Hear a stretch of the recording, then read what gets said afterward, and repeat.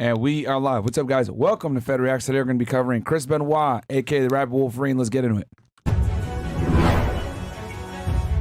I'm a special agent with Homeland Security Investigations, okay, guys? HSI. This is what Fed Reacts covers. Defendant Jeffrey Williams, an associate of YSL, did commit the felony. So here's what 6ix9ine actually got. Racketeer conspiracy. This attack shifted the whole U.S. government. This guy got arrested, espionage, okay, trading secrets with the Russians. John Wayne Gacy, a.k.a. the Killer Clown, okay, one of the most prolific serial killers of all time, killed 33 people. Zodiac Killer is a pseudonym of an unidentified serial killer who operated in Northern California. All these serial killers, guys, they really get off on getting attention from the media. Many years, Jeffrey Epstein sexually exploited and abused dozens of minor girls at his home. It was OJ working together to get Nicole killed. We're going to go over his past, the gang ties, so that this all makes sense.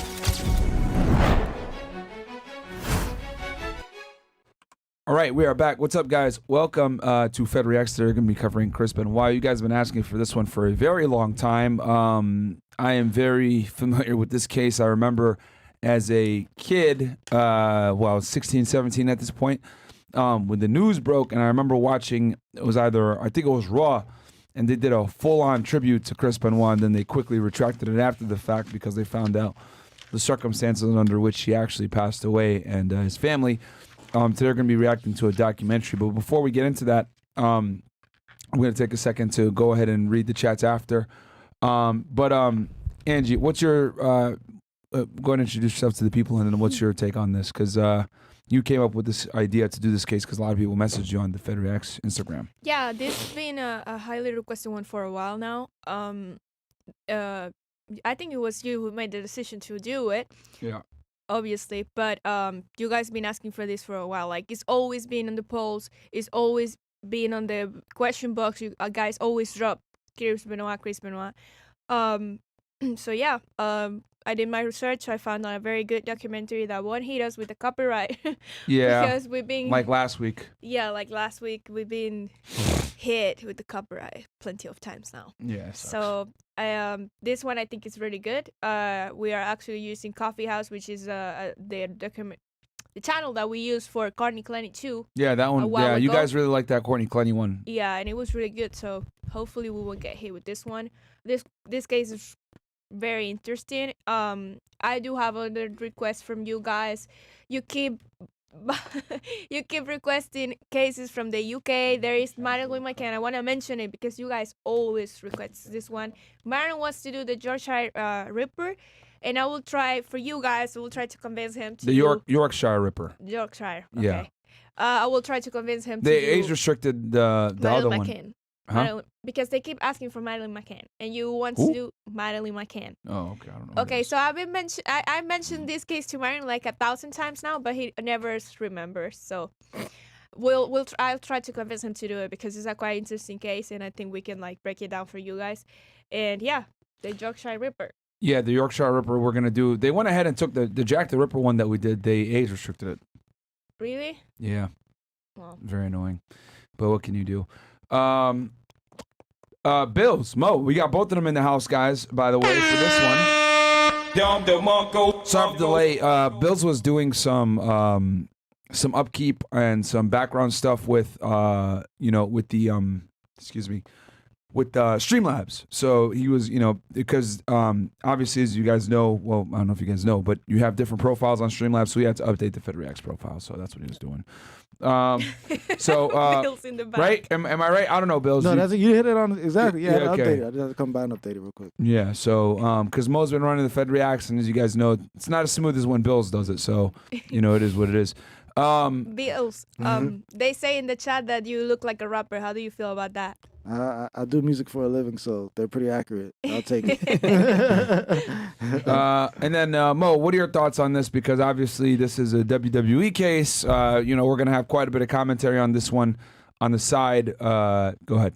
This was actually a case that I kind of put my name in the hat to recommending this case. So I was really looking forward to this. I was like, when I finally found out, I was like, because, it's a big, like, 50-50 beat in the wrestling community when it comes to Chris Benoit. It's like, yo, some people are forgiving him, and I know a lot of people in the wrestling community are very forgiving no matter what. Chris Benoit is one of the biggest reasons when I reference how forgiving the wrestling community can be. There's another half, especially deep within the wrestling industry and different companies and promotions, that will all agree that like this is a taboo name to speak. So we're talking about one of the biggest taboo names in wrestling history. You know, he's off of like all of the books. WWE does an extremely great job on editing him out on books, records, videos, footages. We're talking about one of the most canceled taboo names in the wrestling industry because of, you know, what he did. And, you know, we're about to see all the details. I'm interested in seeing this, especially when Myron had first started Fed Reacts. Chris Benoit was one of the first things that came to mind. I said, I would love to see him cover this. So here we are. We didn't even watch an interview of one of his friends, I think it was, and he said that he was very sad about everything, but he was very like angry because of what happened. Oh, it's Chris Jericho. Yeah. It was Chris Jericho that we watched. Yeah. Quite interesting interview, by the way. And we got let's see here. We got about almost 700 y'all watching on YouTube, and then we got another 900 y'all watching over on Rumble. So guys, do me a favor. If you're watching on Rumble, open up a tab on YouTube, like the video, subscribe to the channel on Rumble and on YouTube, and yeah, man, support. But let's see here. I'll hit any rants or chats, and then we'll get into the documentary. And someone already said like he thinks his that WWE banned his name. No, not think. His name they absolutely banned him. Is banned in WWE. Yeah. As soon as they found out like what actually happened, they literally banned everything, dude. Like Chris Benoit is, what do you say, Mo? Most canceled wrestler of all time? Yes, 100%. Yeah. It's actually not even close. Yeah. I would say yeah. Who's second? Hulk Hogan. But it's already been forgiven. He was canceled for a long. He was like another wrestler that was kind of canceled for a long time because by WWE. Yes. Oh yeah. Because of WCW. No. For what? There was a security footage or bedroom footage of him saying the N-word with the ER. Oh yeah. That's why. So. Oh my bad, my finger slipped. So for a long time he's been canceled, but another example of the wrestling community being very forgiving, and he was eventually forgiven by WWE and the wrestling industry. You know, it amazes me how people let a word, bro, like get them so angry. Like, bruh, it's not that serious, man. Do you really think Hulk Hogan is racist? No. Like, come on, man. The guy wrestled with Booker T for decades. You know what I mean? And it just amazes me how people will sit there and like they try to do the same thing to Joe Rogan, you know, and they just got those clips and try to say he was a racist, blah blah blah. They're attacking Russell Brand right now, right? You know, like out of nowhere, these girls are coming out trying to Me Too him like 15 years after the fact. Like, come on, dude. Like, what's going on here? Like, why has there been no criminal case, no criminal charges filed? It's true. You know, so it is what it is, man. And then. Go ahead. I do want to say, because the wrestling industry was one of the first big promotions and big companies that actually didn't subscribe to, you know, offensive racism. I mean, there was some hints, but a lot of it was just, you know, because a lot of it's just jokes, but it was all just jokes. That Hulk Hogan guy was a character, huh? Yeah. But just the wrestling industry as a whole, they did not subscribe to any like racism, like hatred. They were actually one of the like first, I may be exaggerating, but they was always one of the first to like not subscribe to any hatred towards any race. All they looked at is talent, and that was like multiple promotions, multiple companies, but of course to highlight Vince McMahon, all he really thought about was money. He was Vince McMahon was like the only color I see is green. Yep. I don't care about what the hell your color is. Will you follow orders? Do you know how to take a bump? Do you have charisma? You know, And if when you they have say take a bump, guys, they're not talking about cocaine. Cocaine. They're Yeah, talking sorry. about a Oh, bump yeah. like when they bump into each other with wrestling and they fall on the floor. Exactly. Yeah. Oh yeah, Yeah. my bad, chat. But you know, he only cares about, are you marketable? Are you money? And also, will you keep yourself in shape, which is the number one. That's far, keeping yourself in shape, especially in ring shape, wrestling shape, is far above whatever color your skin is. He doesn't care. That's why you see a lot of people, a lot of legends had their chances very early, regardless of how the rest of the world was.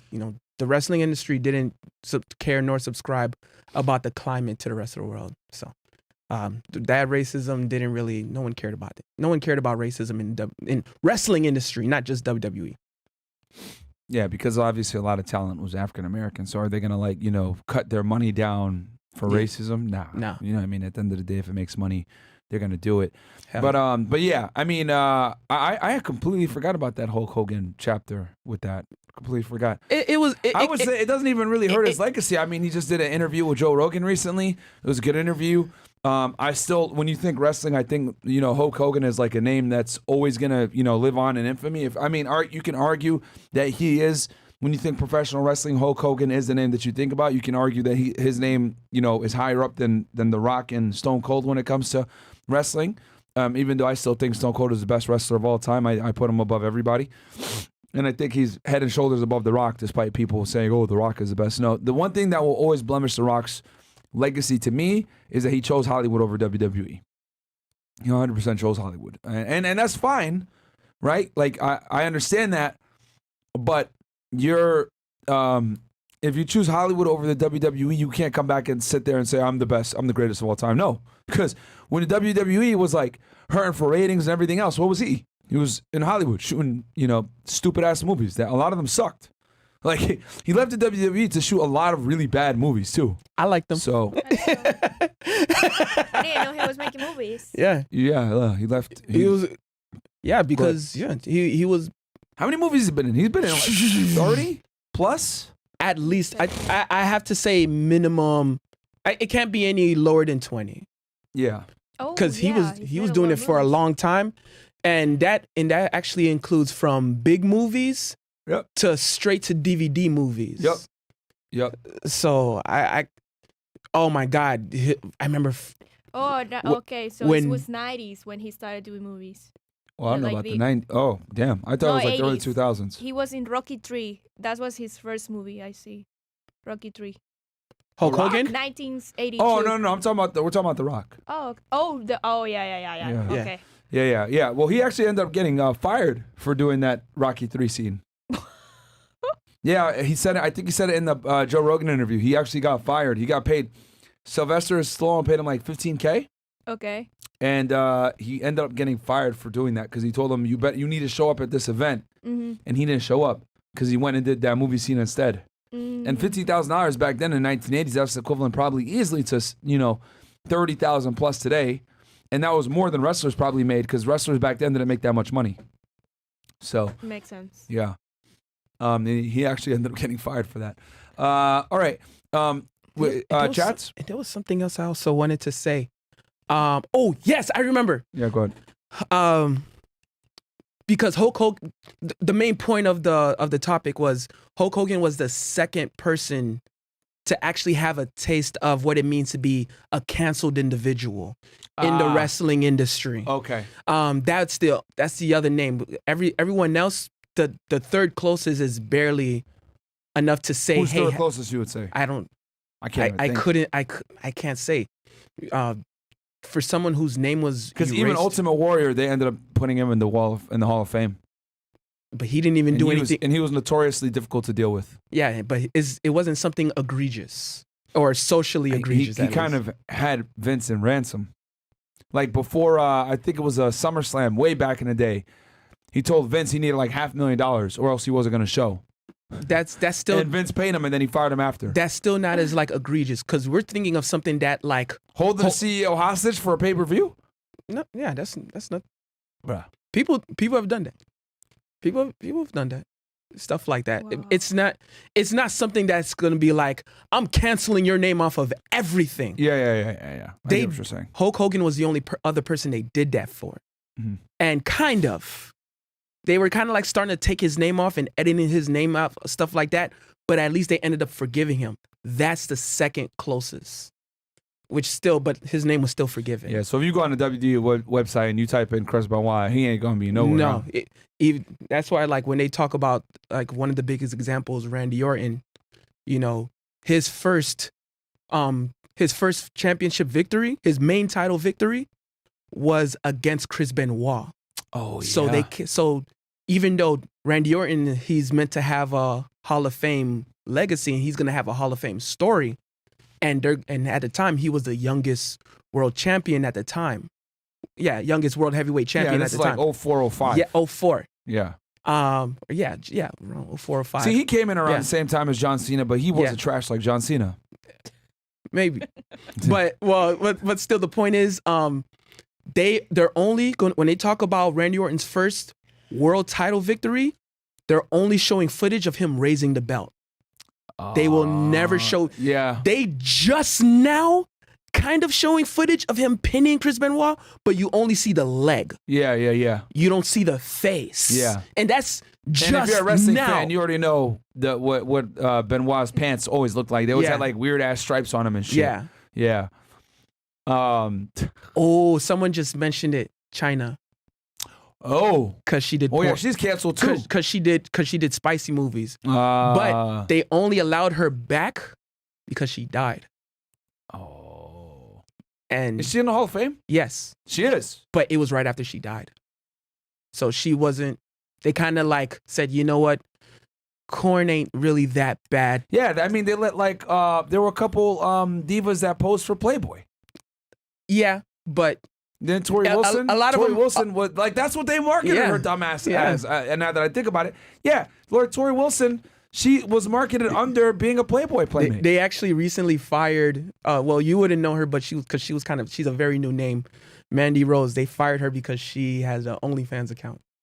Oh, really? Yeah, and she was the NXT champion, and NXT is basically the WWE's developmental territory. It's like NBDL. Yeah. Okay. So NBA's NBA DL. Yeah. Okay. So she was the champion, but they had to take the title off of her. Why did she do that? I don't know. Like, did she not think to like run it through management or some shit? Like we talking about women though, bro. Yeah, what a fucking stupid. What a fucking dummy, bro. I honestly don't know why, because at the time she was also like she was getting a huge buzz. Mm-hmm. She was getting loved. I don't know, maybe it's not enough money, but she was still. But it's long term, and it's something that you can like propel to make more. Like the thing that these girls don't get with like the OnlyFans stuff is like, you might get a few months that are good, but at some point it's gonna drop off, and you're not gonna be able to sustain it long term. Especially when you're like talentless, like a lot of these chicks that be on OnlyFans. Like, bro, like, whatever, man. This whole like 5-10 years from now. We're going to look at this like OnlyFans era and be like, yo, if you were like, and here's the thing, there's going to probably be like an OnlyFans encyclopedia out there somewhere, and they're going to have like a database where they're like, was your girl ever on OnlyFans? And you could go on there and like search your chick and make sure she was never on that shit, man. But that's the world that we're in now, man. That's really the world that we're in now. But anyway, we got a documentary to cover here with Chris Benoit, guys. From YouTube and Rumble Rants. Oh yeah. Oh shit. Yeah. Let's hit those real quick. Okay, so we'll hit the Rumble Rants and then chat and guys, if you want to chat into the show and get a message heard and read, fnfsuperchat.com, guys, is the link to use. It's pinned at the top of the chat as well. Did you see Jay? Hope you guys are well. Take care. Thank you so much, Jay. He sent that like about 30 minutes before the show started, so big up to him. No, we're good, man. Don't worry. We just, like I said, we're making sure that all the stuff was updated for Fed Reacts. Like I said before, guys, the production quality of the show has went up significantly thanks to Bill's being in the house. A lot more interactive and giving y'all a lot of sauce. So that's why we were a little bit late. So I apologize for that. It just goes. Candace Owens said on the Full Set podcast that she'd be down to come on the pod, or you want to have Run. Yeah, sure. I reached out to her people, and we are in the middle of making it happen now. I'm just waiting on the Daily Wire, I guess, to approve it. Let me look here. I'll check this live for y'all right now. Can you bear with me 1 second here, guys? Because I know you guys have been asking for Candace Owens for a very long time, and I do admire her work. I saw her documentary on George Floyd. I agree with her on a lot of things. People give her a lot of hate, but she says uncomfortable truths, and people are kind of soft. I mean, BLM is a terrorist organization, bro. I've said that a million times. Damn, where'd I put it here? They barely like black people anyway. What was that? BLM barely Yeah, like black people. it's like 3 lesbians that run it. Like, they don't give a shit about anybody. It's funny, it became anti-black. Facts. All right, so she's down, but we're waiting on Daily Wire. So we'll see what happens, guys. Jeremy goes, Candace always said on Nelk Pod she's down to do FNF. Yep, definitely. We're on it. Hopefully it happens. But like I said before, you guys got, like I said before, I've said this before, I'm going to say it again. I don't hold my breath with certain guests, and the reason why is because we're very controversial. We've brought on certain guests that are crazy.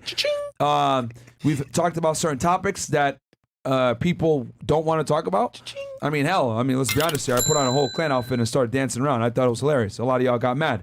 So, it is what it is. That's my type of humor. I think it's funny. I've always been this way. I've always thought that type of stuff was funny.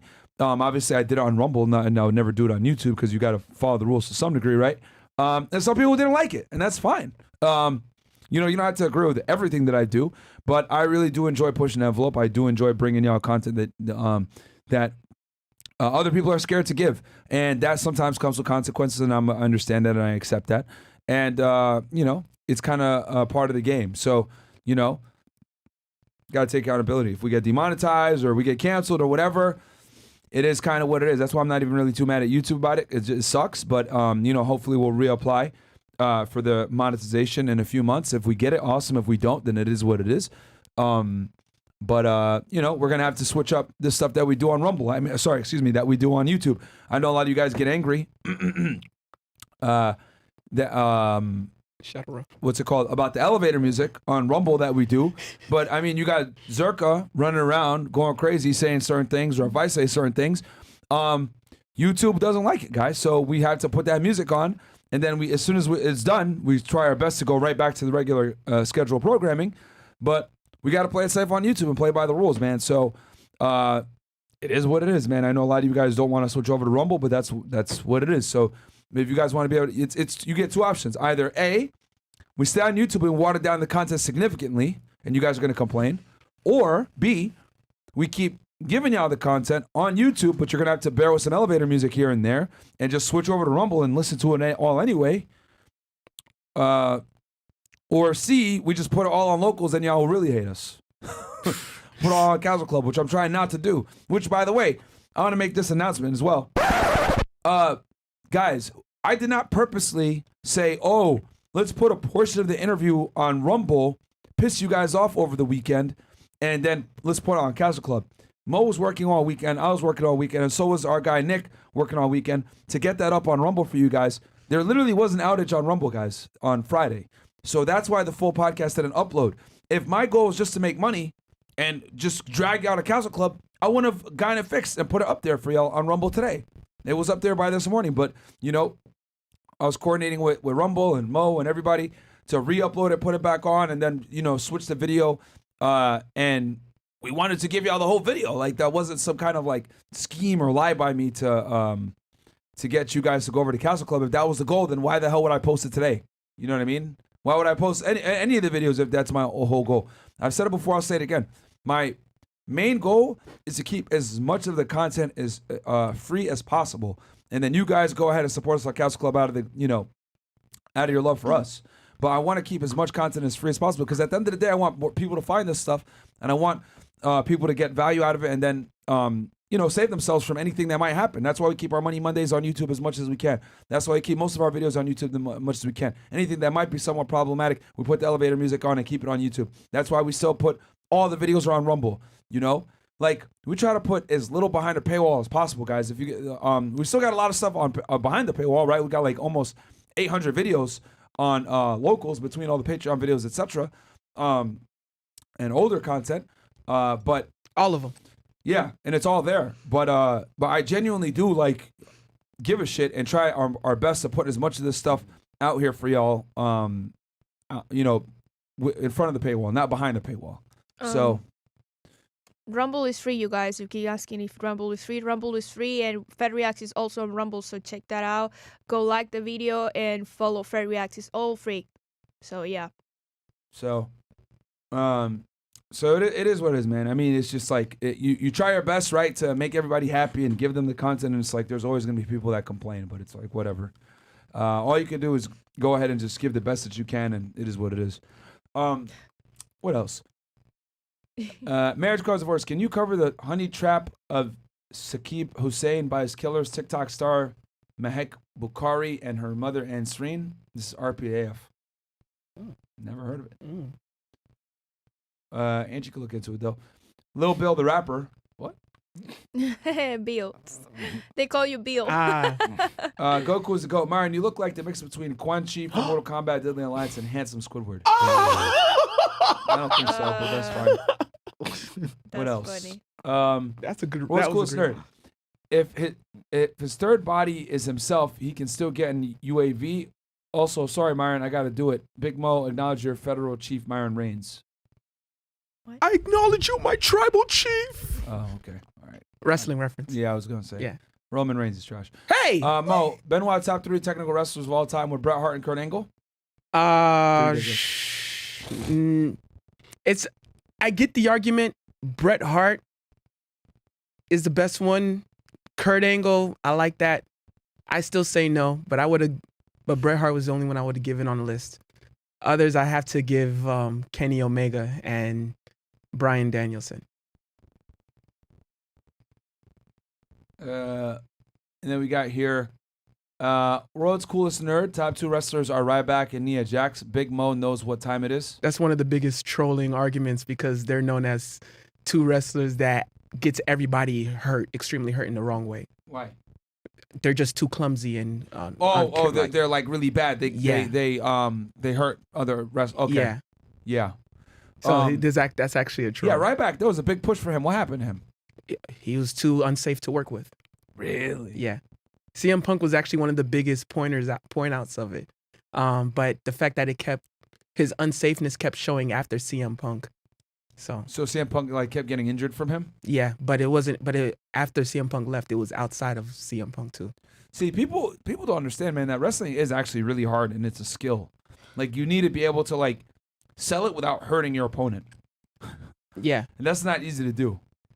So, what else do we got here? That's Cat WWE was racist. Mark Henry did interviews. He said the Click pooped on his food. Bro, that's like certain people, but the wrestling industry wasn't Mark racist. Henry wasn't discriminated because he was black. He was discriminated against because he sucks. Although I disagree that he sucks, but but it wasn't like the wrestling industry was racist. The wrestling industry and the wrestling community was not that racist. SJP goes, Hogan was mad because his daughter was getting pounded by BBC. That's where the N-word came from. That's where it came from? Yeah.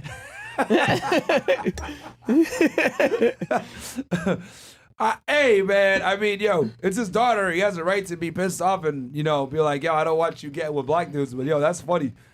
W. Meyer for covering this case. W. Mo for his divine wrestling knowledge. Shout out from your boy, Leaf Shinobi. Hey! Who's she banging that got her pissed off? I don't know. We don't really know exactly who. She probably looks like crap now. Brooke Logan? Yeah. Or Brooke Hogan. I remember they had that TV show on MTV. Yeah. With the Hogan. What she looks like now. I wonder if the wall hit her, man. What does that mean? I was options though. I was Brooke options. Hogan? What's options? Like saying I'm niggas. Oh, okay. I'm options. Shout out to my boy Jacob. She's 35 years old. She's 35? Yeah. Damn. Yep. 88. Yeah, the wall takes no prisoners, man. What's the wall hidden? I keep hearing that, and I don't know what. When that women means. get old and they look like crap. Oh, okay. Yeah. And she's blonde and Caucasian. They age the worst. Yeah. She looks great. I mean, that's a lot of makeup, bro. That's And a these lot are of- older photos, too. Wow, you guys Yeah, just hate. These are older photos. I mean, if you saw what she looked like back in the early 2000s, it was different. Yeah, see? She looks good though. Okay, It's you old guys. photos, Angie. Yeah, these are old-ass photos, Angie. Let's look. Brooke We don't Huggins, know what- 2003. Yeah, you got to look at it like now. All right, let's go back to... I'm here. Yeah, no, she ain't ugly, but, like, I mean, compared to what she used to be, like, I mean... Because to me, she ain't bald, so it's already like the first barrier. Yeah, Mo, but... Well, I'm seeing her Instagram. She looks great. All right. Okay, where are we at here? Okay. Stone Cold and Triple H argue with the greatest WWE wrestlers of all time. If we're looking at impact, longevity, and memorable moments, close call, but it's Austin 316, and that's the bottom line. Cool, I agree. I don't know about Triple H being a greatest of all time, but I will say Triple H is the greatest heel of all time. That's what I'll say. He was also one of the most solid too, and also longevity because he wrestled in almost every era. Yeah, he did. He wrestled in longer eras. Yep, he did. Good argument. He did. I'll say he's the greatest heel, not the greatest wrestler, though. That's of all cool. time. But he's in the top 10. Since Logan Paul is bought and sold, how soon can we expect to see him dress in a tutu, tap out to Becky Lynch, and make out with Bad Bunny in the WWE? Probably pretty soon. Anything else? Oh, Ric Flair was recently canceled due to a sexual harassment allegation made back in 2002. Was recently featured on Vice, Dark Side of the Ring. They barely got canceled. He was forgiven right away. Hell, even right now, his daughter is one of the top female wrestlers in the world. Bam. And we all know that, Ric Flair is out here going crazy with drinking and partying and going wild. So, bro, these chicks be capping, man. No Lie donated $1. Shout out to my girlfriend for cleaning my room. Love you. I know she's watching right now. Who's that? Okay. Random, but okay. Myron, in the law world, did people mentor you or were the haters trying to keep you down and talk shit? I work in a dealership and there are a lot of people that are selfish and don't want to share the sauce. No, they teach you, bro, because the better agent you become, the less sufficient, the less they need to help you. So yeah, they definitely teach you, man. My FTO is very good. So, but I can see in a dealership world how they wouldn't want to teach you because you would take commissions away. So that's different. You're Mark, completely off topic, but Shorty from Friday's panel, the 40-year-old DJ chick, is an idiot. House is the subgenre, just like techno, hardstyle, etc. But the entire genre is EDM music, like you said. Lady is so damn slow. She's from Chicago too, SMH. Yeah, bro. I mean, what do you expect? We knew you were right. Yeah, bro. Me and Bills was like, yo, yeah, because me and Bills were, because I'm like, y'all are musicians too. Yeah, exactly. If you don't want to take Myron's word for it, you got two musicians in the back. We was like, yo, Myron, you are 100% correct, bro. What are you talking about? She's old though, so she should know better. We talking about women. My bad. My bad. Like her, like EDM is like a new millennial term and shit like that. But bro, I mean, she old as hell, man. What do you expect? Women, bro. That's fine. Anything else? Oh no, I'm getting some Rumble rants, but we got some time. All right, let's go ahead and hit the documentary that we got here, guys. This comes from Coffee. What is your opinion on Goldberg and when he was in WCW? I think he's one of the most overrated wrestlers of all time. I Goldberg. agree. No promo, no mic skills. They pushed him to WWE and he flopped, which tells you how trash he is. Yeah. I remember liking him at the time. I loved him at the time, but when I'm looking back at it, I was like, man, he's pretty horrible. I ain't gonna lie. So it was. You're next. Like, come on, man. There was a time he was kind of one of my favorites. He was kind of one of my favorites, but when I was looking back at it, the more I look back at Goldberg, the more he kept dropping, and plus, he's another not necessarily technically canceled, but he's another hated in the wrestling community because he's the reason why Bret Hart had an early retirement. Really? Yeah. Why? He did this very unsafe super kick, and Bret Hart had to retire. Really? In WCW, when Bret Hart switched to WCW. That's another thing I heard about Goldberg is that he hurts his opponents too. Yeah. He wasn't a good technical wrestler. Yeah. Yeah, I think he sucks. And here's the other thing too. You want to know how I know he sucks? Everyone I know that was like a Goldberg fan that would wear like Goldberg shirt, like Goldberg. They're always like retarded niggas, bro. Like fucking like window licking idiots. Every single time. He actually retards like Goldberg. He actually almost Tell killed. me I'm lying. He actually almost killed the Undertaker What? at a Saudi event. Really? Yeah. How? They did a Saudi Arabia event. I think it was Crown Jewel, the name, but it was in Saudi, and it was Goldberg against Undertaker. Goldberg was trying to do like his jackhammer, but he couldn't really keep Undertaker up. Yeah. He slipped on himself, but Undertaker upside down. He saw the slip midair, tucked himself, and saved his own life. Wow. Yeah. Wow. Undertaker is very good, by the way. One of the best in the ring at saving people from themselves and doing stupid shit. Undertaker had to save his own life upside down midair. Damn, bro. And he saw the slip like literally upside down. I don't know. Looking back at the that event, I don't know how Undertaker saw it, but he saw it. He felt it. Yeah. He had to feel it because the jackhammer, the way the move goes, guy, by the way, is Goldberg holds you up in the air like this, right? And you kind of just like hang, like, well, it's on the other wrestler to be smart and like keep his core tight and hang straight up. And what Undertaker probably noticed was there was like a slip, like he probably noticed like a body thing, and he was able to adjust. So yes, that was exactly what happened. yeah, and because you're supposed to be stiff for like he holds you up there for like 10-20 seconds. He couldn't even keep him up like that. Yeah, he couldn't even keep him up. So it's just Undertaker saw it, and Undertaker literally made an executive decision, tucking himself. Like he had tucked his head and saved his own life. Yeah. Now, Goldberg sucks. I genuinely, one of the most overrated wrestlers of all time. They got pushed. I don't know why he got pushed. Fucking retard. Everyone that I know that listens to that like is a Goldberg fan is low IQ and stupid. And yeah. And Goldberg. Anyway, let's keep going.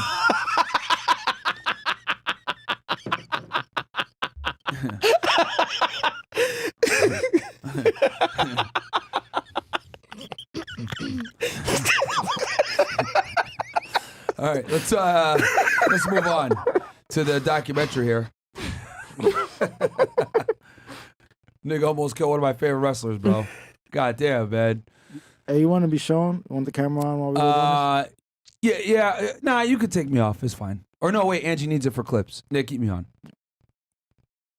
There goes an old saying, the higher you climb, the harder you fall. And this expression applies to each and every one of us. Which is probably why, when famous wrestling champion Chris Benoit committed several devastating actions, his descent back to earth would shock a nation and the entire wrestling community. Welcome back to Coffee House Crime. My name is Adrian, and in today's video we'll be talking about the twisted case of Chris Benoit. Chris was a heavyweight wrestling champion whose time in the spotlight may have led to the untimely end of multiple lives. But what exactly happened to him?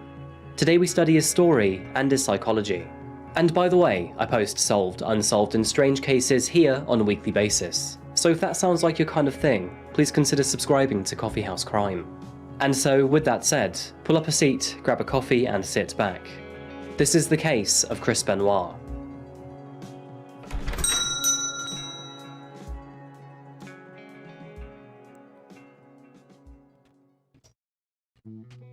Our case today is a little different to our usual structure, as in this video we'll be looking into the life of professional wrestler Chris Benoit. He always used Chris to do lived that. a life unlike many I cover here. He was born on the 21st of May 1967 in Montreal, Canada, to parents Michael and Margaret Benoit. But shortly after this, his family made the move to the city of Edmonton.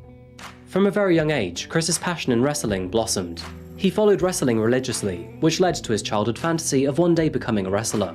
And at the young age of 12, Chris began his training journey in order to achieve his dream. His parents supported his decision wholeheartedly, his father Mike buying him his first set of weights so the young Chris could learn discipline and begin weight training. It's around this time that Chris discovered his idols within the wrestling community, having seen Tom Billington, also known as Dynamite Kid, and Bret Hart perform at local matches in Edmonton. Eventually, his dreams became true, and he actually ended up training with Tom, even adopting some of his fighting mannerisms and signature moves. a notable one being the diving headbutt. So, Chris's teenage years were filled with hard work, discipline, and training. So pause. He began work with the heart. Chris Benoit's main moves, guys, his finisher was the crippler crossface, which was a submission move that dumbass Daniel Bryan tried to copy, which was disrespectful. Well, I think a big reason why he was able to take that move is because they pretty much axed out Chris Benoit. What did they call it? The yes lock or some bullshit like that? Bro. The yes lock, which was from Jean LaBelle, which was originally the LaBelle locks. Anyway, so yeah, the crippler crossface, the diving headbutt. He also used to do the German suplex. Yes. The multiple time German suplex, Yes. which you grab the person by the stomach like this, and then you like slam them back, like you're like you know. What else? What else were some of his trademark moves? Are we talking about Chris? He did the sharp move shooter. Yeah, Chris Benoit. Yeah. Sharpshooter. Sharpshooter is the one that I have here. That is the his diving signature stuff. Nah, it's not his finisher. He would do it, but it wasn't his finisher. Chris Benoit is actually one of the reasons why that diving headbutt is known as one of like maybe a cringeous move. Like the wrestling community, when they see a diving headbutt, they're like, you know, like I hope this wrestler doesn't do that move so often. Yeah. So Could be worse. You could be doing swantons like Jeff Hardy. people would rather have them land on their backs than their literally their head. Yeah. Because it's gonna explain later on as we're watching about, you know. Obviously, yeah. Well, Benoit. Okay, let's keep going. But yeah, a lot of his moves were high risk. Family in their so-called Hart family dungeon, which over the years has produced several notable wrestlers. And all of this training paid off, as in 1985, at the age of 18, Chris made his professional debut in a Stampede Wrestling promotion. His first match was a tag team match, in which he won alongside Rick Patterson, finishing this game with a sunset flip, pinning his opponent. And from here, his wrestling career rocketed. Sunset flip. Mo, if I'm not mistaken, you flip forward, land on them, and you pin them, right?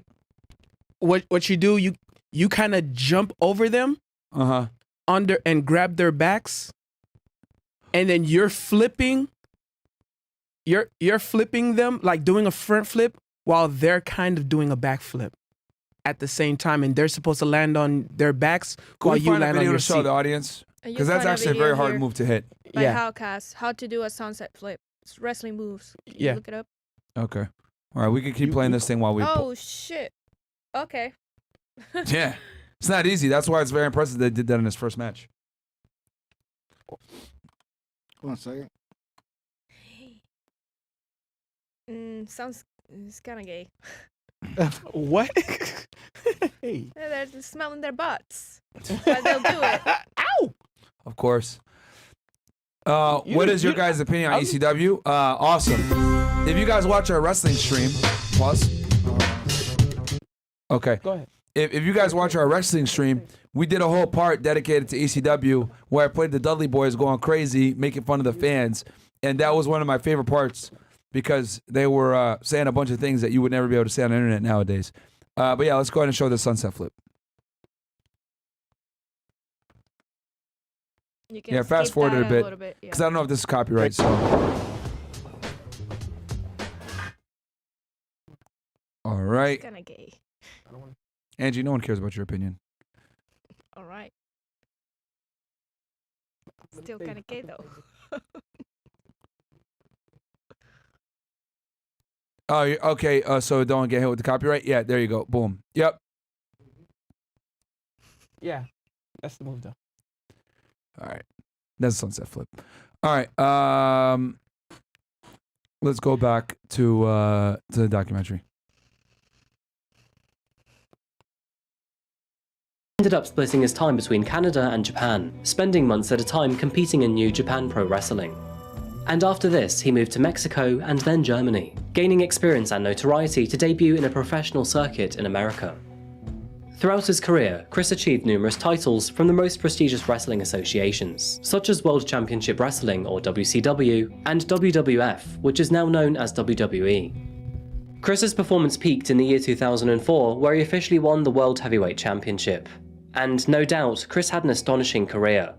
But what about his personal life? Chris married twice within his 22-year wrestling career. First to Martina in 1988, with which he fathered 2 children, David and Megan. However, this marriage wouldn't last. Martina wanted a more simpler lifestyle, pause it for me? something Chris couldn't give her. She didn't David is actually still alive today. David's the one that still survived. It's only the daughter that passed, that he killed. Okay. Wait, So- no, you mean the son? The son, Yeah. he's still alive. Yeah. I actually, because Yeah. His youngest son is who passed away. Yeah. because he actually still has a son that was actually watching an AEW event. Yeah. From a different mother. Yeah. Yeah. Yep. want to be in the spotlight for the rest of her years. Martina also claimed that Chris allegedly also had a problem with steroid use, which often made him irate and hard to deal with. Although she hated this side of him, Martina still loved Chris dearly, and when off steroids, he was described as one of the sweetest men you'd ever meet. The relationship was strung along until the year 1997, where the couple eventually divorced. However, this wasn't as clean as the media would like to make you to believe, as in 1997, Chris started an affair with female wrestler Nancy Sullivan. Oh man. Nancy was the wife of Kevin Sullivan, a fellow high-profile wrestler and one of Chris's peers. It's no secret that wrestling is all part of a show, with a high level of theatrics Pause. and Just so you implied guys know, drama this is involved. WCW days, I think, if On I'm not screen. mistaken, right? With this chick? Yeah, Yes. this is WCW days. Yes. You can see he has the Four Horsemen shirt on. Who's in that group? Him, Eddie Guerrero, Dean Malenko, and Chris Jericho, I believe, if I'm not mistaken. nah, not Chris Jericho, someone else. I forgot the fourth one. It was another good technical wrestler, though. Can you Google it? Or Yeah. someone in the chat's gonna put it. The Four Horsemen. I don't think it was Chris Jericho though. Say Anderson. Who? Arn Anderson? Yeah. I'm Anderson. I'm right here. Interesting. Okay. Ric Flair. No. Was it Ric Flair? Ric Flair, Yeah. There you go. Perry Saturn. Perry Saturn, Saturn. Okay. Okay. Perry Saturn, I think, came in later though. much later. Yeah. And then in WCW, Perry Saturn was a star, but when he went to WWE, like, they didn't give a shit about him, bro. He was like a weirdo over there. It was actually a punishment. Oh, why? They didn't specify exactly, but he basically didn't follow an order. He didn't follow one of Vince's orders, so They made for him a his joke. So that was Vince's punishment towards Perry Saturn. That's where the mop gimmick came from. Oh, yes. He would like make love to a mop. I It's- remember that. It's just, but his thing is, he was so good that he blew it out the park. Fair enough. All right, let's go back to the. The love triangle between Chris, Nancy, and Kevin was initially staged, but eventually, Kevin realized that the situation was becoming all too real behind Pause. the scenes. You know what this reminds me of? Edge, Lita, and Matt Hardy. Yeah, Yep. This literally happened. It happens again like 20 years later with those three, because they also did the whole Lita angle with Edge, and it was supposed to be a gimmick, and then they ended up being real. So anyway, Lita's a whore. Let's keep going. A situation that would one day lead to heartbreak. The affair led to Nancy divorcing Kevin before embarking on an official relationship with Chris. The rather complicated situation led Nancy to hang up a wrestling kit for good, and instead she would take a back seat, changing her career path to book and manage plans for her new partner. Chris and Nancy's relationship would jump from strength to strength, and in the year 2000 they would eventually marry, before welcoming their first and only son into the world, Daniel Benoit. Happiness would follow the family for some time. However, in the year 2003, Nancy filed for a divorce. Unfortunately, for similar reasons to Chris's first wife, Martina. Chris worked hard to keep his marriage above water, and upon intervention from their families, he genuinely seemed to realize the consequences of his behavior. As a result, Nancy eventually gave him another chance. It's no secret that the abuse of Pause. testosterone and steroids are right. Yo, Mo, does the Canadian wrestling world still acknowledge Chris Benoit? I don't. The every promotion cancels Chris Benoit's name, not just WWE. Okay. Almost every All promotion. right. I thought maybe he'd get a little bit more of a benefit in the Canadian world, because just so you guys know, Bret Hart, Owen Hart, Chris Benoit, Chris Jericho, etc. They're Canadian, so they get a little bit more of a edge. These guys all get a different reception in Canada. Like, put it this way: Canadian fans are so loyal. If you're a heel and you're like from Toronto and they go do a show in Toronto, you're gonna get cheered. Even someone as annoying as like Christian, who used to be a Christian, Edge and Christian, he would get cheered in Canada. To this day. To this day, even though he sucks. But yeah. Let's keep going. You think you know within me. several fitness communities. From Olympic team controversy all the way down to your local gym, people often abuse it. This was no different in the wrestling community. People who often want to be big, mean, and menacing often achieve their goals through artificial means. One of the most well-known and well-documented side effects of steroid use is roid rage, and potentially this could be linked to Chris's anger management problems with both of his wives. Wrestlers also face a range of other health problems too. They put their bodies through constant physical trauma, and they endure more hits than any human should on a frequent basis. Touching upon the more critical areas, this includes strikes to the abdomen, the face, and more specifically the head. This continued abuse of their bodies can often have serious health complications, especially when it comes to critical areas such as a wrestler's head. But Chris wasn't afraid to use his own body as a battering ram. See, although Chris would endure these blows on a very regular basis, he would never seek medical attention after his fights, and instead he took the brunt of his pain alone. This was arguably a foolish move on his behalf, and in hindsight it's now speculated if Chris maybe had frequent, if not continuous concussions as a result of these moves. This combination of drug usage and physical damage to the human body are just two of several reasons why being a wrestler has a lower than average life expectancy when compared to other occupations. And tragically, Chris was no stranger in seeing these consequences firsthand. Throughout Chris's career, he became close to many of his peers. He was known to be friendly, jovial, and a good sportsman.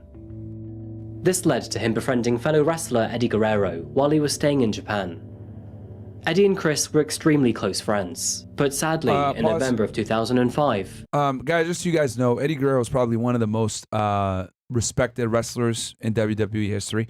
The thing, though, it's kind of weird because when I grew up watching wrestling, Eddie was always a mid-card guy. He was always like, in that European champion / intercontinental champion level. Cruiserweight. Right? Huh? And cruiserweight. Yeah, he was always like, he was never like, grappling with the top guys, right? He wasn't with the Triple H's and the Stone Colds and all this other stuff. Rarely, if ever. He was having feuds at the intercontinental level or the European level, European champion at the most. So, do they still have the European Championship? No. They got rid of it, right? Yeah. Damn, dude, I'm showing my age right now. That's all good. Because it used to be lightweight champion, European champion. There was intercontinental, the WWF champion. There was cruiserweight at a small point in time, light heavyweight. But cruiserweight was kind of like the kind of known one. They kind of tried to bring it back a little bit. Yep. I actually liked it, but that also died early. And then the women's champion, LOL. Like misogyny. Which I never used to watch any of those. Whenever the female matches come on, I just switch over to fucking WCW. That's how much I didn't like it. At a point in time, they actually called it the bathroom break. They called it the bathroom break? Yeah. I think it was for a long time up until between the PG era and up until 2013, it was called the bathroom break. Yo, that's funny. They used to also call, what's kept people around was the bra and panty matches. Yeah. I remember people used to watch those. Oh my God. Wrestling was crazy back in the day, bro. They would never get away with half the stuff that they used to do back in the 90s and 2000s. Hell no. Like putting chicks through tables and giving women stone cold stunners and rock bottoms. Like hell no. Hell no. What was I? Eddie Guerrero was very well respected, even though he was a mid card wrestler for most of his career in the WWE, which a lot of people don't want to admit that, but he was definitely a mid wrestler. He was good, like he was a good wrestler, like very good technician and stuff like that. He just didn't get pushed until the mid 2000s. There's a lot of arguments which I don't argue against, that he's one of like the top technical wrestlers in history. Yeah. They should have pushed him sooner, in my opinion. I don't argue against it. A lot of people in the community actually feel the exact same way. They should have pushed him sooner. He only had like the whole light chain steel gimmick. They did that for too long. He only had one main event world championship stint, but I don't think it was enough either. A lot of people in the community didn't think it was enough. They said it was a long overdue championship. Yeah. I think another reason too why Vince didn't want to push him is because he was small. He was a small guy. He hated small guys. He was like 5'6", and Vince is really big on like having tall, really muscular, powerhouses, big guys to be the champion. So that was another thing that Eddie Guerrero had against him was that he was always small. Vince is still like that today. I'm not surprised. Yeah, Vince hates fat guys. Yeah, as we discussed before. He was big on, hey, lose the weight or you're fired. Yep. Actually, and I did forget to mention, there was another, you don't know his name, but his name is Gunther. He was another one of those, hey, lose the weight or you're fired. He actually lost the weight. Looks really good. I think he lost maybe over 100 pounds. And now he has this Intercontinental Championship run, and he's being pushed to the moon. Oh, really? It's kind of like a reward for losing a ton of weight. Nice. Good. Good. Yeah, because a lot of wrestlers get fat, you know what I mean, and do a bunch of BS, you know. I mean, are there some wrestlers that are fat that Vince still likes? I'm trying to think who. Very few. I can't even think of any. There was The Big Show? But he gave the Big Show hell, too. He told him to lose weight. Yeah. So. Yeah, the Big Show, they would pick on him a lot, actually. Yeah. Triple H is one of his biggest critics. Yeah. So, all right, let's go ahead and continue. Yep. Eddie suddenly passed away at the age of 38. He was found in a hotel room with his toothbrush in hand. The man had suddenly succumbed to heart failure.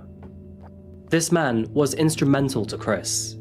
In fact, his death hit Chris harder than anything else in his life, as blatantly seen in his televised memoriam. I know that you're in a better place, and I know that you're looking down on me right now. And I want you to know that I love you. It's clear to see that Chris was deeply affected by his friend's death. Just so you guys know, when you're a wrestler, like these guys were, you're on the road 300 days a year. You only see each other. You see each other more than you see your family. Him and Eddie Guerrero were in WCW together, and then they came over to WWE together. So I know some of you guys might be like, why is he crying? What the hell? Blah, blah, blah. That was actually one of his best, I think his best friend. Yeah. In like very close in life. So they went everywhere together, and they were together for like what, 10 plus years? Yeah. They left WCW together to go to WWE. So yeah, man. Obviously losing your best friend like that, someone that you see 300 days of the year. And another thing too, for a lot of you guys, right? Because some people made some comments like, "Oh, Myron, you know, you're gay. We saw you with your white friend Eric, and he kissed you, or you were on a bed with him, blah blah blah." And it's like, that's how I could tell a lot of people didn't play sports or weren't in the military or did anything like with other men where there's like a unified front or a goal. Anyone that's an athlete, anyone that is a former military, anyone that was any type of situation where you're grinding it out with other guys in some kind of competitive atmosphere, that's just how it is, okay? That photo that everyone likes to use and say, "Myron, you're gay." Like, I was on a training trip, and we used to wake up at 5 in the morning. I'll never forget. This is like 2012, 2013-ish. We're actually down here in Florida, Cocoa Beach, and I was asleep, and they came and they jumped in the room and like woke me up and stuff like that, and that's when that picture was taken. But obviously people are going to say, "You sleep in bed with other men, blah, blah, blah." All right, whatever. But you guys don't understand like how close you'll get with guys that you suffer with. Okay, that's how you build real bonds. That's how you build that brotherly love, is through unified struggle towards a common goal. And yeah, I mean, anytime someone says some shit like that, I'm like, yeah, that's how I know that you weren't an athlete or you never did anything with other competitive guys. Like, that's just how I could tell. But yeah, that's raw emotion what you guys are seeing there, because his best friend just died. That he spent the better part of damn near, at that point, what? 10, 15 years? Over a decade, at least minimum over a decade. Well, they knew each other since the 80s, actually. Yeah. And this happened, 20 years. Because Eddie died in 05, right? Yes. So yeah, like damn near 20 years, guys. And also, Eddie was one of the most loved in the locker room. So, yeah, you know, he never had an issue with anyone. Good reputation. Yeah, he had a great reputation in the locker room. Really good reputation. So, I mean, his death hurt everybody. Triple H cried. To this day. I never seen Triple H cry before. Triple H cried when he saw after Eddie's death during the tribute. So another one was Batista. Oh yeah, So yeah, so like, you know, I get the haters talking shit or whatever. That's how, like I said before, like losers like Tariq Nasheed who've never played a sport in their life, who are fat slobs with like triple chin and shit. Like, all right, bro, whatever you want to say, you're a fucking loser. No one respects you. So who gives a fuck? You've been on YouTube for the better part of a decade and still no one knows or gives a fuck who the fuck you are. You know, you just sit there and victim blame and blame Caucasians on all your fucking problems. Like, that's literally making money off of making people feel like victims. You're a loser. So whatever. But let's keep going. You know, I'll take being a Division I athlete and fucking building the discipline that I built over being a fat loser, failure YouTuber, stealing money from people to build a shitty ass museum any day. Let's keep going. And following this loss, those around him agreed that Chris was never the same afterwards, falling into a deep depression that would follow him through until 2007. On June the 19th, 2007, Chris faced off against Elijah Burke, and Chris would go on to win the match. However, he seemed a lot less charismatic and much more out of character. A strange coincidence, as little did everyone know, that this match would be the last time that Chris would ever perform again. Less than 1 week later, on the weekend of the 23rd of June, the wrestler was due to make appearances at other events. However, he would cancel his Friday appearance, claiming that his son Daniel and his wife Nancy were severely ill with food poisoning, and he was busy taking them to the hospital. He insisted to his agent that he would board a flight the next day for his appearance at the ECW Heavyweight Championships. And pause it. He was scheduled. It was David Benoit that's the surviving son. Okay. David Benoit. And yo, guys, we got 1.6K y'all watching on YouTube, and then another 1.2 on Rumble. So do me a favor, guys, and like the video on YouTube. And if you guys don't mind, open up another tab, like that video on YouTube. Let's get the engagement up. Let's get to 1.6K likes if you guys don't mind. They took my last video down that we did on YouTube because they said copyright. So, you know, support the mission, man. Like the video, guys. And obviously follow the channel on Rumble as well. And let's keep going. Oh, this is to work with a man Guerrero, named Chavo Guerrero, the nephew of his now dead close friend Eddie Guerrero. However, as Saturday rolled around, Chavo received a very strange voicemail from Chris. He therefore decided to call him back. That was strange. So I called him right back, and I go, "Hey man, are you all right?" "I'm fine, man. Like I said, I just had a real hard weekend, you know, and just, you know, I had to go take him, you know, Daniel and Nancy to the hospital." And I'm like, "Oh, okay, man. Well, I'm here. Okay, man. Okay, cool." So then hung up, and that was the last I actually talked to him. The two had a rather sporadic conversation, which mostly consisted of multiple phone calls and voicemails. Chavo eventually concluded that Chris would arrive at Houston Airport on Sunday at around 8 AM, where Chavo would then pick him up for their public event. One thing Chavo did find strange was the way in which Chris ended the call. He put great emphasis in saying, "Hey Chavo, I love you." Now, Chris and his fellow wrestlers would often say this to each other, but the way in which he said it this time was different. It was nothing to his usual tone. But with their schedule now supposedly confirmed, Chavo tucked himself in for the night, ready to pick up Chris from the airport at 8 AM. However, at 3:53 AM that very same morning, Chavo was abruptly woken up to a very energetic mobile phone. The alert was a text message from Chris which read, "The dogs are in the enclosed pool area. Garage side door is open." Just 30 seconds later, he received the very same text message, but this time from Nancy's phone. "The dogs are in the enclosed pool area. Garage side door is open." This was followed by a new text message from Chris saying, "My physical address is 130 Green Meadow Lane, Fayetteville, Georgia, 30215. Chavo was obviously perplexed by these messages. They were very strange. But it was 4 AM in the morning, and he was going to see Chris in a few hours anyway. And so, something he would later regret, Chavo went back to sleep, expecting to see his friend Chris in the morning. Very little did Chavo know that he wasn't the only person to receive these cryptic messages. They were also sent to 4 other colleagues and co-workers, all saying the same thing or similar.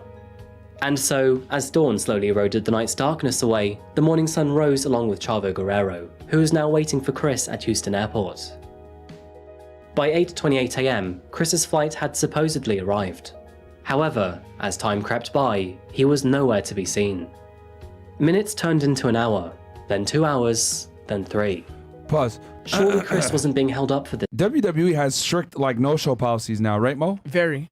What are the policies nowadays? Back then they were a bit more lax, but at least heavy fines, or well, depending on how you are. If you're not Shawn Michaels, it's either heavy. Yeah, in the 90s, Shawn Michaels in the 90s. It's either, even to this day, it's either a heavy fine or straight fired.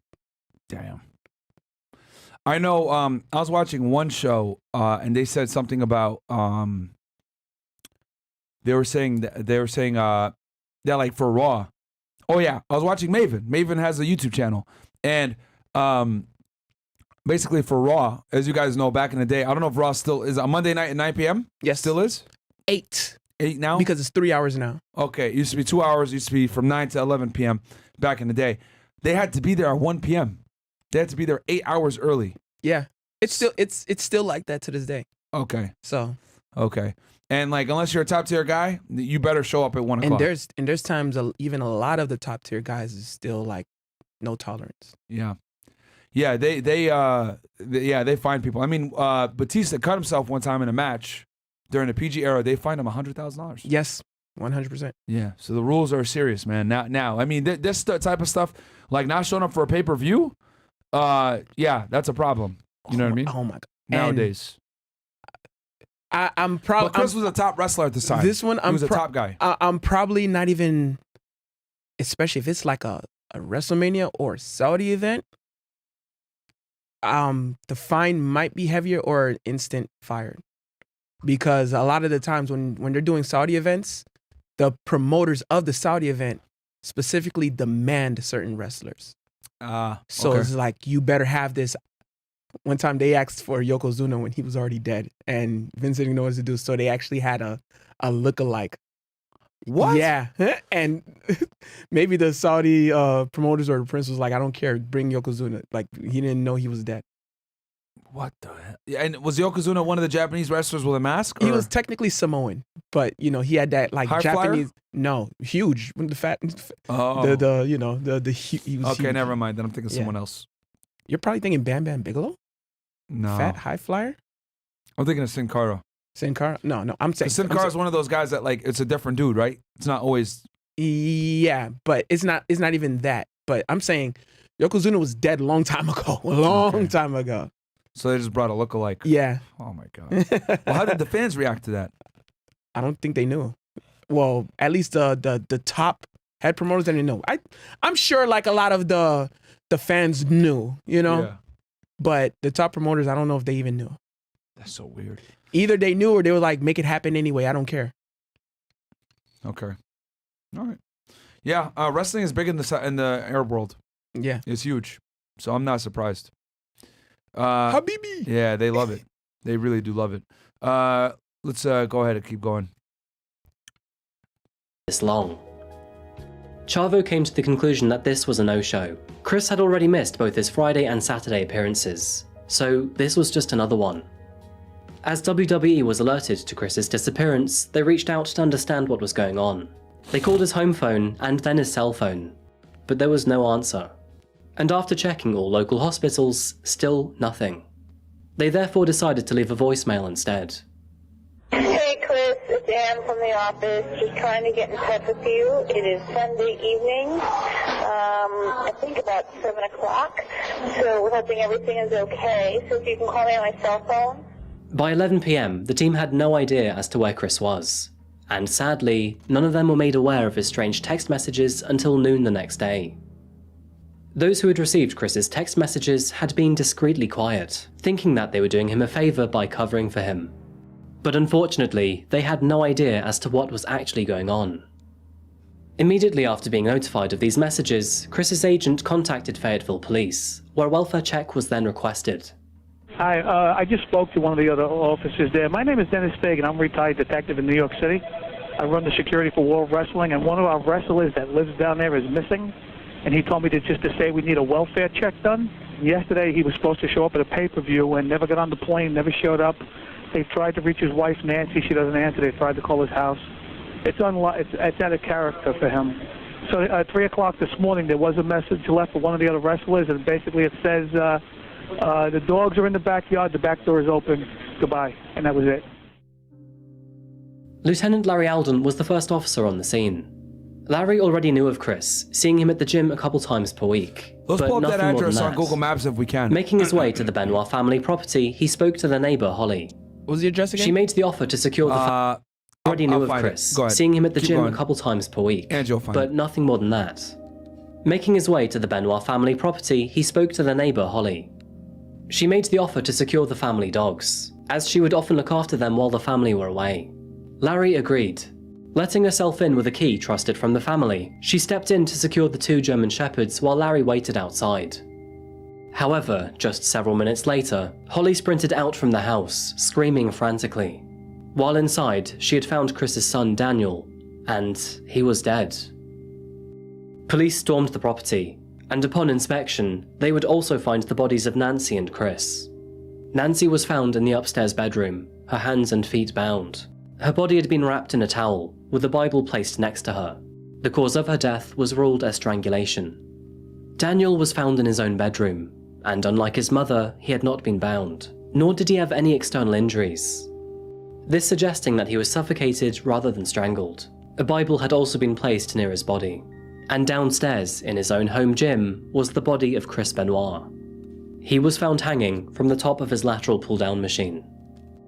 The WWE was notified of the discovery, and the house quarantined as a crime scene. However, upon further investigation, they found no external interference to the household. There was no forced entry. Upon close examination of the bodies, it became evident that all 3 of them had died at different times. Authorities concluded that Nancy had died first on Friday the 22nd of June. Toxicology reports found alcohol in her body, and it appeared that she had struggled against her assailant.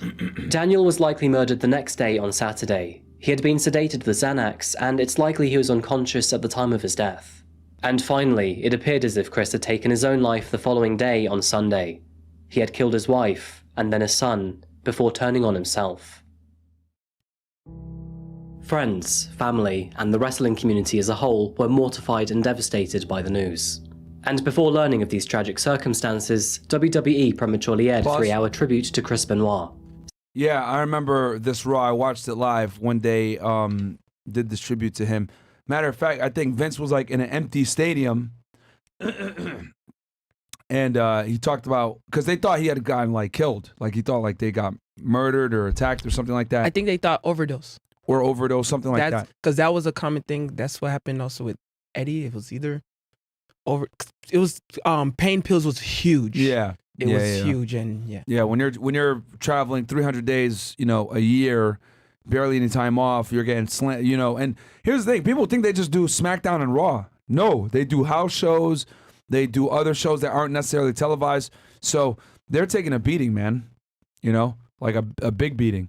So, and then you travel on top of that, it's tough. But yeah, they did a 3-hour tribute, and then they quickly took that shit down, man. I don't even think, can you find that 3-hour tribute anywhere on the internet? You can find it on the internet. You gotta go searching though. Yeah, it's not. Remember, there's a lot of people, I'll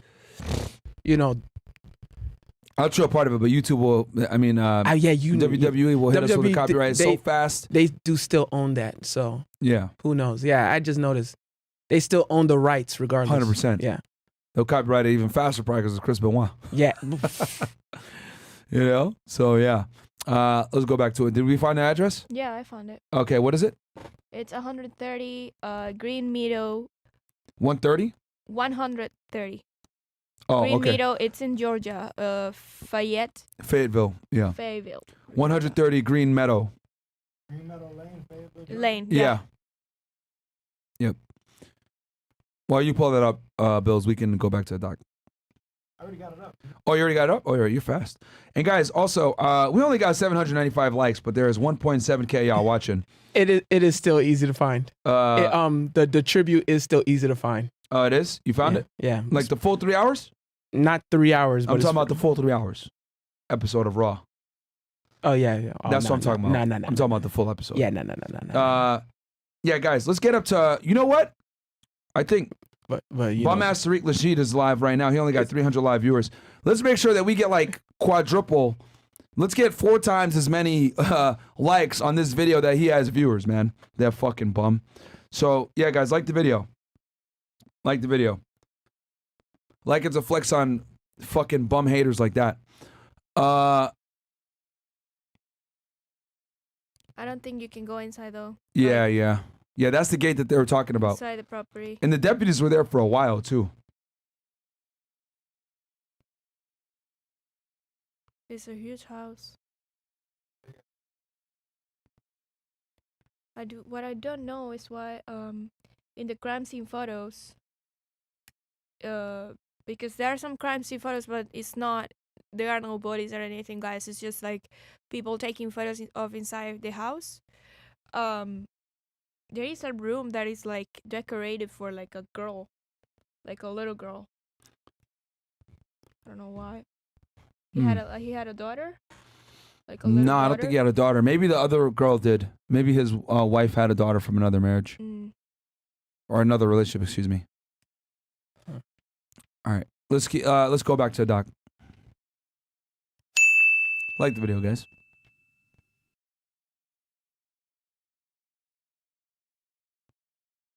Celebrating the man and his accomplishments.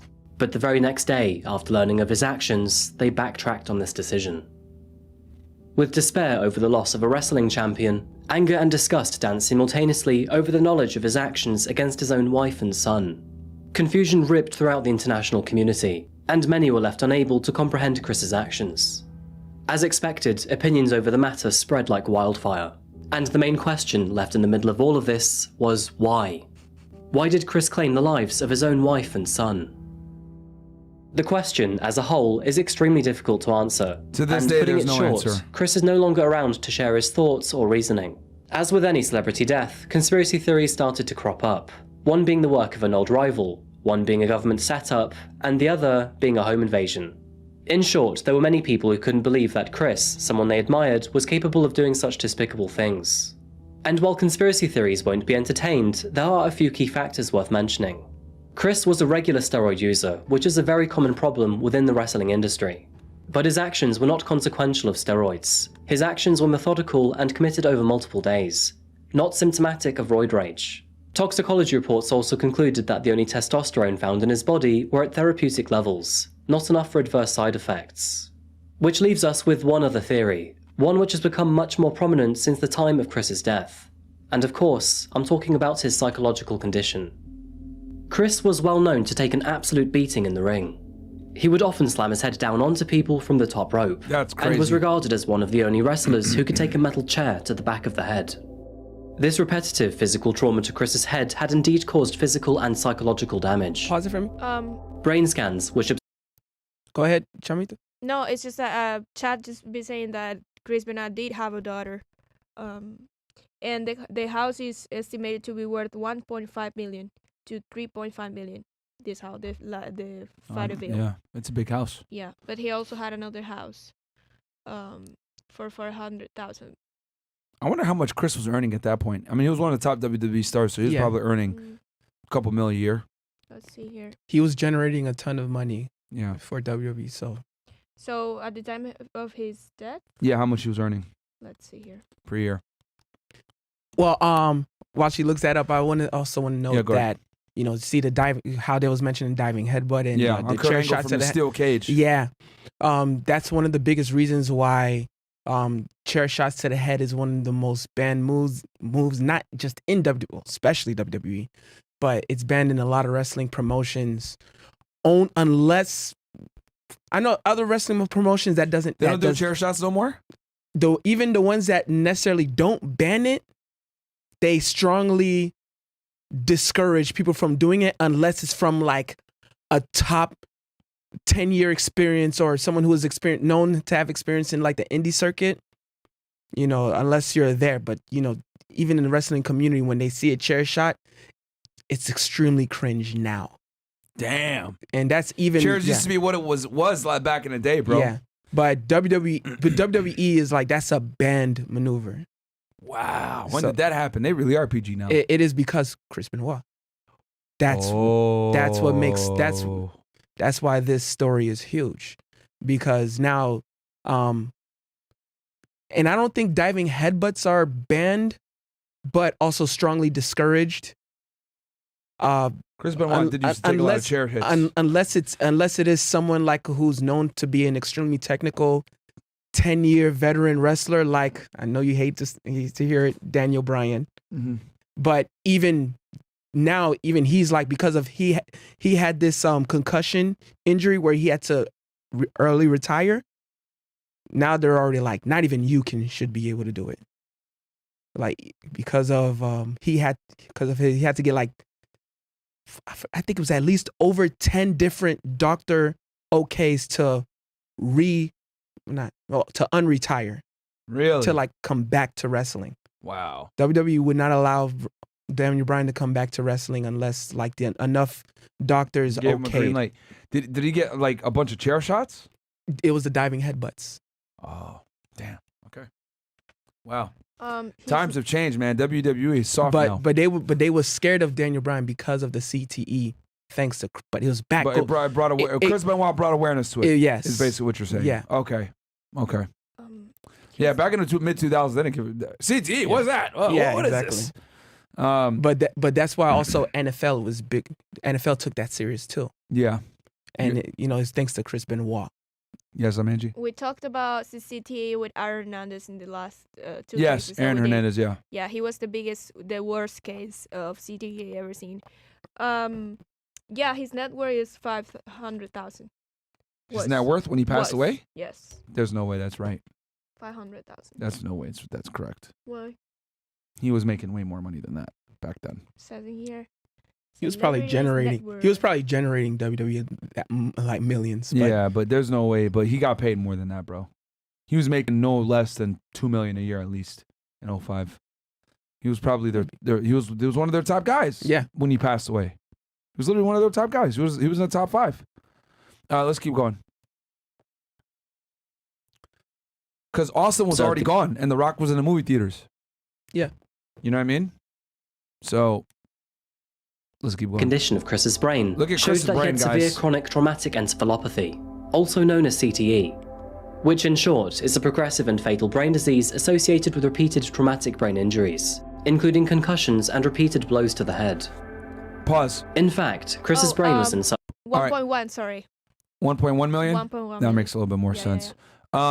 Yeah, take us off there real quick. No, show the full screen with the take us off and the chat off just so I can show the people what a healthy brain looks like versus CTE.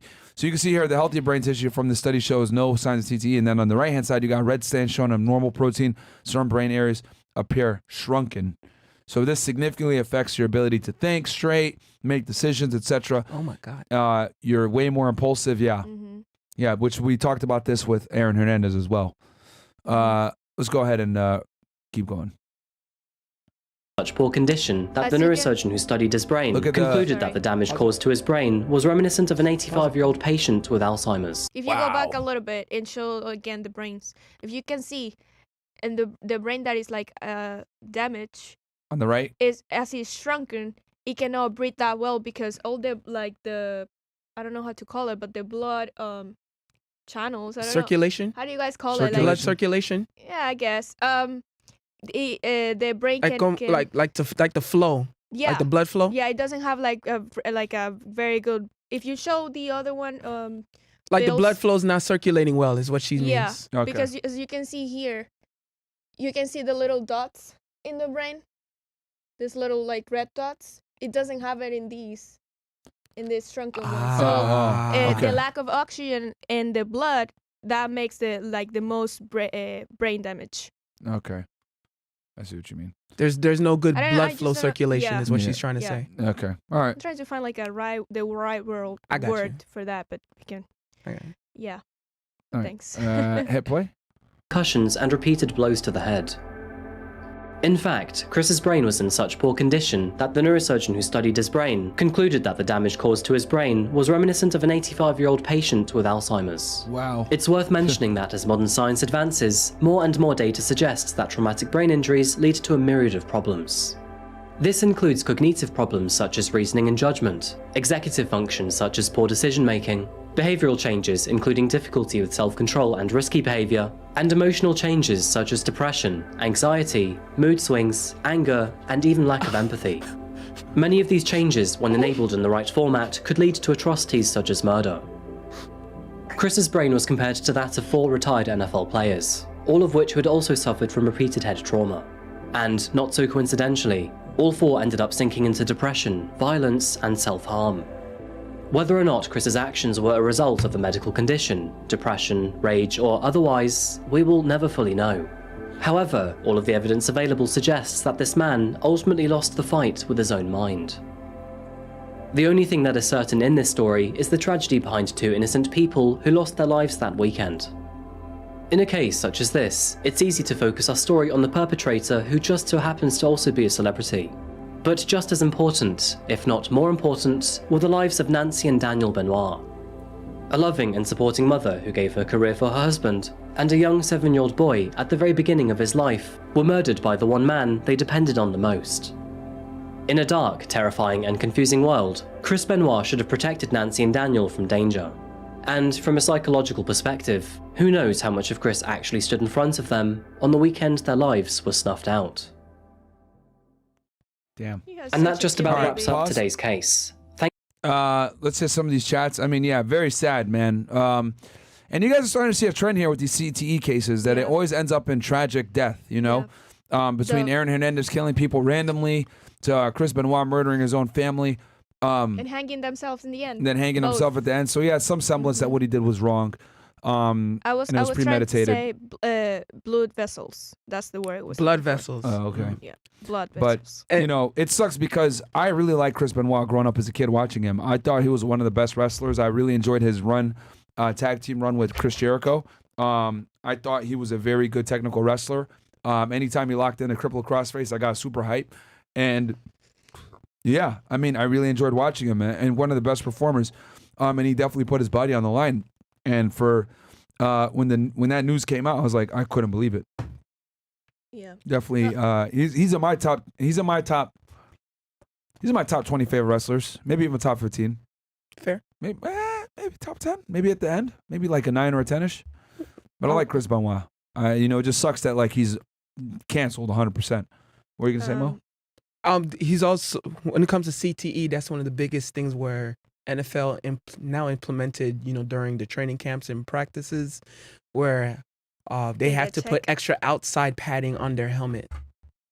And they have to get checked every now and then, right? Yeah, for concussions. Mm-hmm. Now, when a player gets concussion, it gets taken extra serious. Yeah. There's extra protocols for concussions. Yeah. I really think it's really important for them to get checked every now and then, like they get like a resonance or something in the head. A lot of people compare this case with Chris Watts. I don't think it's comparable because Chris Watts, he didn't have CTE though. No, he didn't have CTE. He was just a psycho. Yeah. That's the difference. He was like really a psycho. Like this oil guy was field a worker. murderer. We covered him, guys, if you guys want to see. Yeah. Go watch this case too, like Chris Watts. These guys had brain damage, basically. Aaron Hernandez and Chris Benoit. We'll probably cover some others with CTE later on. I don't know, but yeah. Guys, I see that we got 999 likes. Could we get the likes up to 1.7 so that we can hit 100% engagement? Let's hit some of these chats and then we'll close out, man. Yeah, very sad story, man. Nah, bro, that's fruity. Only white people do the fruity bonding shit. That's how I could. More than likely, bro. You know what? You're probably a neckbeard fat bastard, and you probably never played sports in your life. Goku is the GOAT, probably. I'm willing to bet that you're a fat neckbeard. What's fruity bonding? Whatever, man. Bro, it's amazing. Like, I wish some of y'all like would put a picture of yourselves that like are critics, because some of y'all are some fucking fat losers talking shit with zero life accomplishments, trying to talk shit. It's incredible to me. But let's keep going. And es como marica. What? Oh, like yeah. Part of the reason guys like Benoit Guerrero couldn't get a push is partly because of backstage politics from the clique. Kevin Nash referred to them as vanilla midgets. They got buried by the cliques. That's very That's early. From SJP. That was like very early WCW. Okay. Yeah. Hypnotic goes, the main event of WrestleMania 20 will always be one of the greatest. When Benoit and Eddie Guerrero hugged after the match, it was truly emotional. Yeah, but you can't find that shit nowhere now, right? Not even allowed to find it. Yep. Can't find it. Well, WWE ain't gonna let you find unless it's like a super demonetized channel. Yep. I do the same with the jokes, but now this crystal generation can handle the joke, crybaby. Probably talking about like the teammate thing. Oh, okay. I'd love to see you and Angie do a live react to Alex Jones' documentary Endgame and keep in mind it was made in 2007. Okay. I don't think we can do it on YouTube though. It would have to be on Alex Rumble, Jones be 100%. saying some wild stuff. Yeah, it'd have to be 100% on Rumble. Fun fact. I don't think he talks about that stuff. I kind of want to say this. I didn't know who Alex Jones was until we went to Timcast studio because they have a jar with like a title and then it says when Alex Jones is trying, it has a few dollars in it. I didn't know who Alex It's Jones for was. his because he owes like $1 billion because he lost the lawsuit in the Sandy Hook case. What else? Let's keep going here. Jonathan, can y'all cover the Jennifer Pan case? It's about a girl who hired hitmen to kill both of her parents. I did. I'm familiar with. That's Canadian. That's Asian. No, she's Asian. But it happened in Canada. Oh yeah. I think it happened in Canada. That's what I'm mistaken. If I'm not mistaken. All right, We who's can up do next? That's the ECS case. I think it was. I think it is too. I'm gonna say Mark Henry said that Click pooped in the Rock's food. Is that true, Mo? Yes, I know that story. Who's the Click? Kevin Nash, Triple H, Shawn Michaels, Razor Ramon. Okay. Those guys when they did the MSG thing. Okay. Yeah. Myron, can you please introduce Big Mo to your barber? The hairline, I can't take it anymore. Mo, you cut your own hair, right? Yeah. Yeah, he just shaves it down. Yeah. We got here Ken Rose, Thumbs 07. Thanks. It's just a thumbs up. Thumbs up. Saying like the video, I guess. Yep. Mario Lord, the Hooters wasn't hootering the chick for the last pod. LMAO. Oh, yeah. Because she was flat-chested. Though you can make the argument that Daniel Bryan didn't steal the cripple crossface from Benoit, but when he takes the flying headbutt too, Benoit is in his grave sounding like Soulja Boy, bar for bar. Yeah. World's coolest nerd. Because the Yes Lock came from, I think, was it Gene LaBelle? That's why it was actually initially called the LaBelle Lock, and Daniel Bryan ended up calling it the Yes Lock. That's his little correction that he meant. Gotcha. Puffy Wuffy. Do y'all know who Rick Martel is? That's another early '80s wrestler. Okay. He wasn't necessarily big time, but you know. Okay. But he's basically like showing his knowledge here. Okay. Stead goes, do you think wrestling develops mental problems for wrestlers because it led Benoit, CM Punk, Shawn Michaels with mental issues? WMO, WNGL, Chris's forehead, W Lil Wayne behind the camera. I think I actually personally like what WWE is doing, even though, you know, they're taking away a lot of moves, but it's for a good reason. Even though what are the banned moves on the list now? Pile drivers, chair shots to the head. I don't know if diving headbutts is necessarily there. Okay. I know there's a long list, but the biggest one was the pile driver. I remember the last time I seen it. Tombstone is banned too, right? Yes. Only Kane and Undertaker can do them? Yes. Yeah. They're the only ones allowed to do it. I remember CM Punk did it, but I don't know if he got as much in trouble or maybe he got an okay. That I'm not too sure on, but it was wild when I saw it. CM Punk did that on John Cena. A tombstone? A pile driver. Oh, okay. But not in a tombstone variation though. Okay. Iron Frame. If Candace Owens comes on the show, please call her out for involvement in Steven Crowder's situation, considering no one has the balls to do so. I'll ask her about it. The Daily Wire and Steven Crowder beef, if she could talk about it. You know, you guys got to understand that she might not be able to even talk about it. I'll always remember this as the event that erased the storyline of Vince that got into the limo that exploded, LMAO. Oh, yeah, I did erase that. Yeah. Yeah, that's... what else? That's the modern day woman's brain on the right. This guy, bro. That's what I was laughing at earlier. Alpha Widow. And then what do we got here? Super chats. And again, guys, if you guys want to get heard, fnfsuperchat.com. To my girlfriend who cleaned my spot. Fuck you, bitch. Who cleaned my room, Mr. Spot? You missed the spot. Okay. What? All right.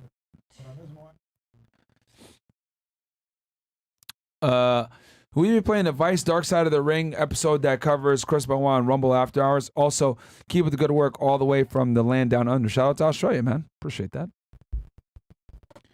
Look up Philip Adams' case. He was a former NFL player that killed 6 people and himself. They discovered that he had CTE as well.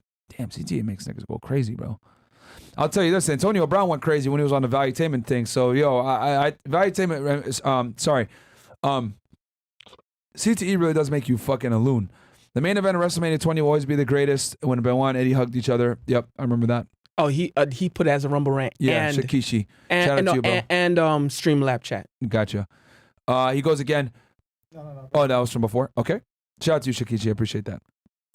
Goldberg admitted to giving himself a concussion by knocking his head on the door before his entrance. Yeah, he's a fucking idiot. That is true. He did. He's a moron. What is you guys' opinion on ECW? I told you before I liked ECW. We covered it on the thing. Yeah. I read that one before earlier, I think. Is that it? And I think there's some last minute Rumble rants that just came in too. Okay.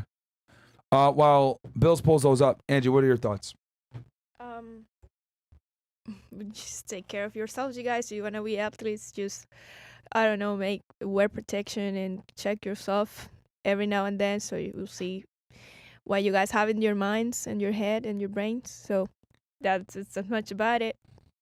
I don't know. All right. What about? We got the rants ready? All right, let's get those rants up, and then we'll give the final thoughts. We need the king of the. We need the king of pop next. Michael Jackson. Oh, Michael Jackson. That's gonna probably be a 2-part series. Imagine Perk Angle coming out to Chris Benoit theme song. Bro. Because Kurt Angle was addicted to painkillers. Yeah. Because but even though he would always. He was. Well, he left the WWE. He got he asked Vince to fire him because he was so injured. Yeah. What else here? Kurt Angle also will go down. Did Kurt Angle get to the Hall of Fame yet? I don't remember if he did. He should. He recently got back in good terms with WWE. Okay. You know, even though he wrestled in TNA for a long time.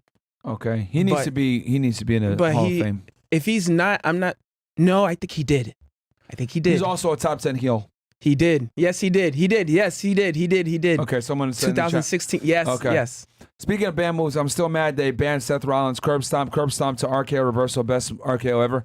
Yeah, they banned it. Yeah, they definitely banned it. They actually banned it because when you Google curb stomp, it's where, because it shows the visual of stomping someone's head on a curb, and it's very graphic. Oh, that's why? That's why. It wasn't exactly the move, but it was actually Randy Orton that did it first. No, curb stomp. Randy used to do that. No, not in the way you think. What they do is used to literally kick the back of their head, bro. No, not Randy Orton. But that wasn't the move, though. That's not. You're thinking about the punt, okay. and that's not even a banned move either. Okay. Curb stomp is when when your opponent is kind of on their knees, and then what you do, you put your head on the top of their head or neck, or and maybe upper back area, and then jump to stomp it on the ground. But it's because when you Google curb stomp, it actually shows a visual of a foot stomping on someone's head on the side of the curb. Oh, ouch. But that actually did get unbanned later on. Okay. So. All right, Fram, I meant about his marriage that you guys broke down, not the situation with Daily Wire. What is he talking about? What did Candace say about his marriage? What do you... Oh! Okay, they don't like her comments about his marriage. Well, I'll tell you this. I just got some information. You guys are going to see some news come out soon. Don't worry. I don't want to disclose, but there's some stuff coming out very soon, probably this week for y'all on that with the whole Crowder situation. All we're going to say is Crowder's innocent. What else here? That one just now came in. Just now. When's the next overnight stream? It's nice to know there's other folks who don't sleep at night. We stay on the grind, and that's from a Flying Raptor. Yes, I we do. Don't know when, but we will schedule it out for you. We got to do a Dragon Ball Z one. And by the way... And Michael Rockefeller from Puffy Wuffy. We cannot do Michael Rockefeller on YouTube. Cha-ching! We cannot. Yes, we cannot. Okay. We cannot talk about and by the way, someone said that saying I did not say Benoit was not a good technical wrestler. I said he was a great one. It's just I have a different top 3, but I recognize he's an amazing technical wrestler. One of the best technical wrestlers. If someone puts him as the most technical wrestler, I will never argue with them. All right. Cool. Guys, hope you guys enjoyed the video. Like the video. Follow us on Rumble. Subscribe to the channel on YouTube. Follow Fred Reacts on Instagram. Follow Fred Reacts on Instagram for sure. Yeah, guys, we are gonna go get some food and check out the new studio. It's coming along really well. Yes. Really, really well. I want to post it on Castle Club, but I know y'all are gonna share it, so it's like I don't know. I don't know. I'll think about it. No. But either way, guys, like the video, man. We'll catch you guys in the next episode of Fed Reacts. Tomorrow we're gonna have Steve, our accountant, in the house for Money Monday. It's gonna be lit, and they're gonna have after hours for y'all. We'll catch you guys. Peace.